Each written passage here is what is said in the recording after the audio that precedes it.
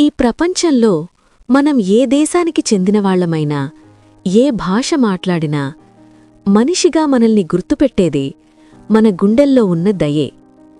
ఈ కథ అదే దయ గురించి.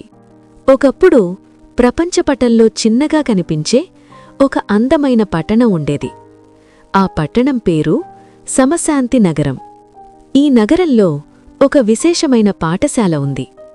ఆ పాఠశాలలో ప్రపంచం నలుమూలల నుంచి వచ్చిన పిల్లలు కలిసి చదువుకుంటారు. ఎవరో ఒకరు విదేశీ భాష మాట్లాడతారు, మరొకరు మరో భాష. కాని అక్కడందరూ మాట్లాడేది మనసుల భాష. ఆ పాఠశాలలో ఇద్దరు పిల్లలు ప్రత్యేకంగా కనిపించేవారు. ఒకడు ఆదిల్, సాధారణ జీవితం, ఎప్పుడూ చిరునవ్వుతో ఉండే స్వభావం. మరొకరు మారియా, చాలా తెలివైన అమ్మాయి. కాని కొత్త దేశం, కొత్త పాఠశాల కావడంతో లోపల కొంచెం భయం. ఒకరోజు మధ్యాహ్న భోజన విరామంలో మారియా ఒంటరిగా కూర్చుంది. తన భోజన పెట్టె చూసి తక్కువగా ఉందని బాధపడింది. అప్పుడే ఆదిల్ నెమ్మదిగా దగ్గరకు వచ్చాడు. ఏ మాట మాట్లాడకుండా తన భోజనంలో సగం తీసి మారియా ముందు పెట్టాడు. ఆ క్షణంలో ఏ మాటలూ అవసరం లేదు. ఆ చిన్న దయ ఒక గొప్ప స్నేహానికి పునాది వేసింది. కొన్ని రోజుల తర్వాత పాఠశాలలో ఒక ప్రకటన వచ్చింది. ఈ సంవత్సరం ప్రపంచ దయోత్సవం నిర్వహించబడుతుంది. ఎవరు ఎంత దయ చూపరో వారి కథలు అందరికీ చెప్పబడతాయి. ఈ మాటలు విన్నప్పుడు కొంతమంది బహుమతుల గురించి ఆలోచించారు. కాని ఆదిల్ మాత్రం ఒక మాట చెప్పాడు. దయ అనేది బహుమతి కోసం కాదు, మన మనసు కోసం. ఆ మాట మారియా గుండెల్లో బలంగా నిలిచింది. వాళ్ళిద్దరూ కలిసి ఒక చిన్న ప్రయత్నం చేశారు. పాఠశాల ప్రాంగణంలో ఒక చిన్న టేబుల్ పెట్టారు. ఆ టేబుల్ మీద బోర్డు, ఒక మంచి పని చెయ్యండి, ఒక గులాబీ పువ్వు పొందండి.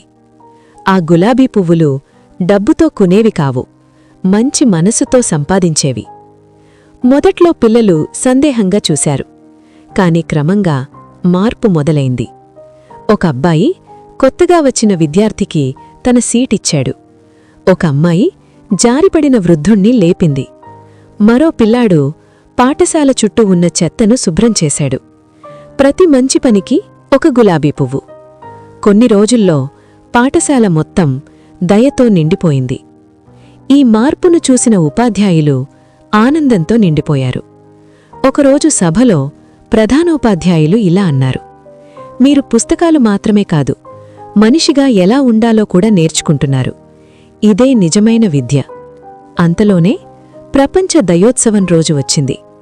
ఆ రోజు ప్రతి పిల్లవాడు తన జీవితంలో చూసిన ఒక దయ కథను చెప్పాడు. మారియా ముందుకొచ్చింది. ఆమె తన గురించి చెప్పలేదు.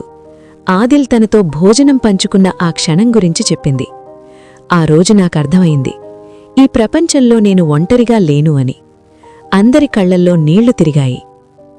తర్వాత ఆదిల్ ముందుకొచ్చాడు. తన దేశంలో ఎలా చాలామంది పిల్లలు చదువుకోలేకపోతున్నారో, కాని ఒక చిన్న సహాయం వారి జీవితాన్ని ఎలా మార్చిందో చెప్పాడు. అతను చివరగా అన్న మాట, మన దగ్గర ఉన్నదానితో సంతోషపడితే ఇతరుల జీవితాల్లో వెలుగు నింపగలం. ఆ రోజు విజేత ఎవరో కాదు, అందరూ విజేతలయ్యారు. ఆ పాఠశాల ఒక కుటుంబంలా మారిపోయింది. గులాబీ పువ్వులు వాడిపోయినా దయమాత్రం ఎప్పటికీ వాడిపోలేదు. కాలం గడిచింది. ఆదిల్, మారియా పెద్దవాళ్లయ్యారు.